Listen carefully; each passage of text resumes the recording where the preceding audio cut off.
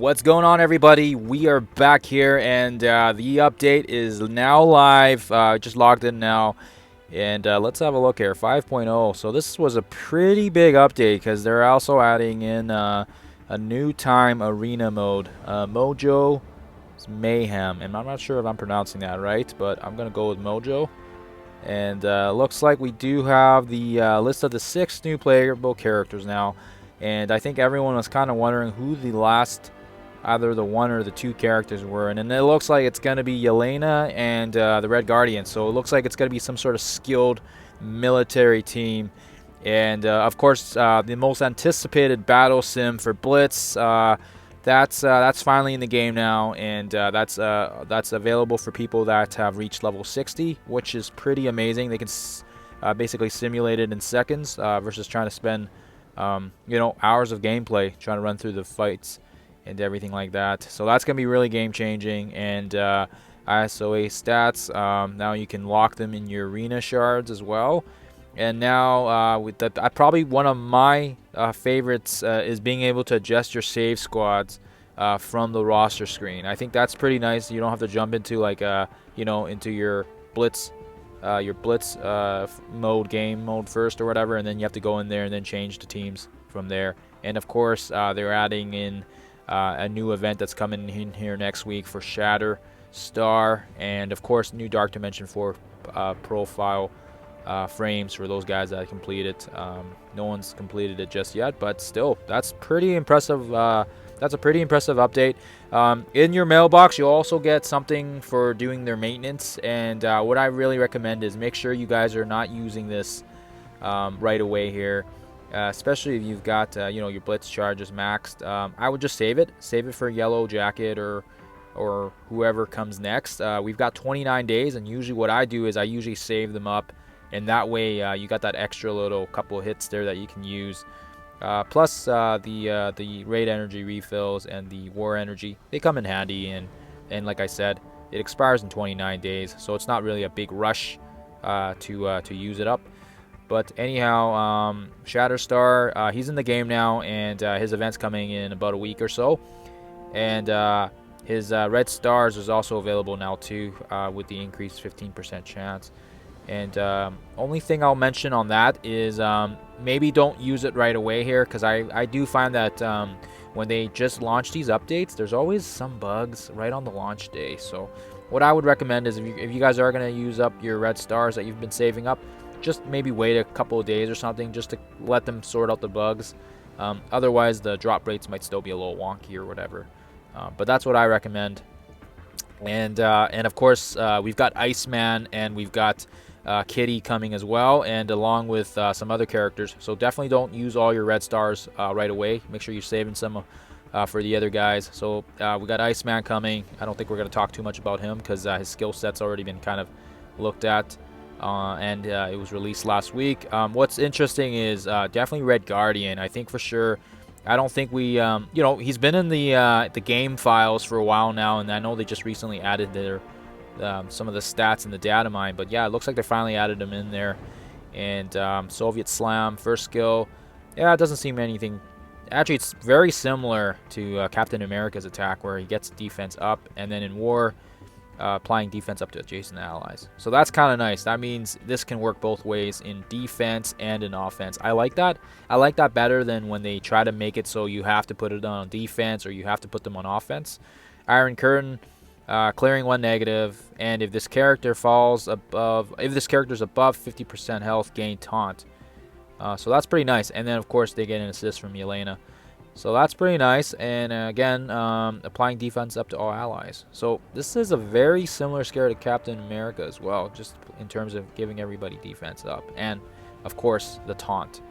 Red Star, transferring 1 positive, excluding taunt from primary target to self, and skill military allies. So that's really nice because basically he's getting buffs to his allies, and on top of that, he also hits them. So not too bad. And it looks like it also hits primary and adjacent targets, which is really nice. Applying ability block as well if you level it up to level 6. So not bad, not bad. I think in terms of his overall stats, yeah, he's got not bad on the health pool, but I do see that his speed is he is quite slow. So this is very similar to Captain America, pretty a slower character for sure. On spawn, gain taunt and defense up. So when this character drops below 50% max health, if taunting, clear taunt and heal for 30% of this character's health. Wow, that's a nice passive. So this is, I don't know how to pronounce that, Maskarova. I'm not Russian, but that sounds pretty, that's a pretty nice passive, because basically if he's taunting, he gets all his health.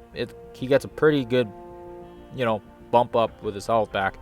And if this character has 3 or more skilled military allies, get 50% focus for self and military allies. So not bad at all. And I know Punisher, they reworked him, and now he's going to be a military skilled ally as well. So that's interesting. It'll be interesting to see what happens, because that's kind of breaking up the Defenders team up with this new team. So that's interesting. Yelena, let's have a look at her. One thing for sure is she is fast, just like Black Widow. They are both very fast characters, and of course Widow Strike, if Black Widow is on the team, you'll also get an ally hit from there. So attacking primary target for 100% damage, and again an assist. So increased damage. If this character has an ally that has stealth, 50% chance to transfer 2 positive effects, excluding taunt. Nice. So really it works well with Black Widow. Going dark. Transferring 1 positive, excluding taunt, from primary target to self and skill military allies.